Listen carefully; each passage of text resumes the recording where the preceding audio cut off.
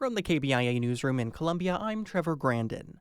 Researchers at an environmental nonprofit say the number of days with dangerously humid heat is increasing in the Midwest and the South, and that's putting people's health at risk.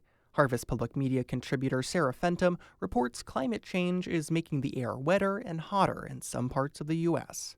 Analysis from scientists at the advocacy group Climate Central shows the number of days with heat index values above 90 degrees is increasing. The heat index takes humidity into account along with the air temperature. The trend's most pronounced in the south and southeast.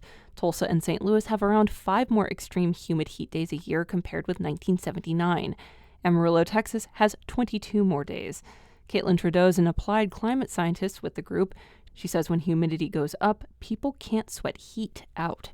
And so what it does is it basically just gets trapped inside your body, and it leads to all kinds of problems. It gets deadly really quickly. High humid heat days are especially dangerous for outdoor laborers, such as farm workers. For Harvest Public Media, I'm Sarah Fenton. Missouri's Healthy SNAP initiative will launch several months later than originally planned.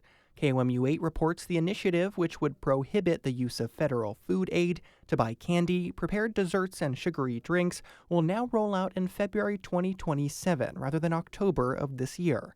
This comes after grocers warned they need clearer guidance to enforce the new restrictions at checkout. The initiative originated with a September 2025 executive order from Governor Mike Kehoe. Heavy rain over the weekend led to multiple flash flood warnings as waterways became saturated.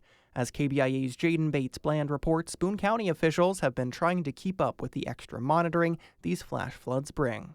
The first 2 hours after a flash flooding event are the busiest for the Boone County Road and Bridge Department, as they must identify flooded roads as well as address any drainage issues. Storms like Sundays usually lead to debris buildup, which can prevent roads from draining and can make conditions worse. Boone County Road and Bridge Director Greg Eddington says people make it worse by disrespecting signage. Yeah, we have to constantly monitor the road closed signs because people will just pull them out of the way and continue through, and that's a never-ending battle. Boone County Deputy Emergency Management Director Jake Waller says people frequently drive around signage into flooded roadways, which increases the probability of need for emergency rescue. I'm Jaden Bates-Bland, KBIA News. And the Missouri Supreme Court today declined to hear a case against a proposed constitutional amendment that aims to eliminate the state income tax. That means Missouri voters will decide on August 4th whether lawmakers will be allowed to expand sales and use taxes to get rid of the income tax. On Friday, Missouri's Western District Court of Appeals ruled the amendment will remain on the August ballot, but said the summary voters will see must be changed. State law requires all changes to the primary ballot to be finalized by tomorrow. I'm Trevor Grandin, KBIA News, Columbia.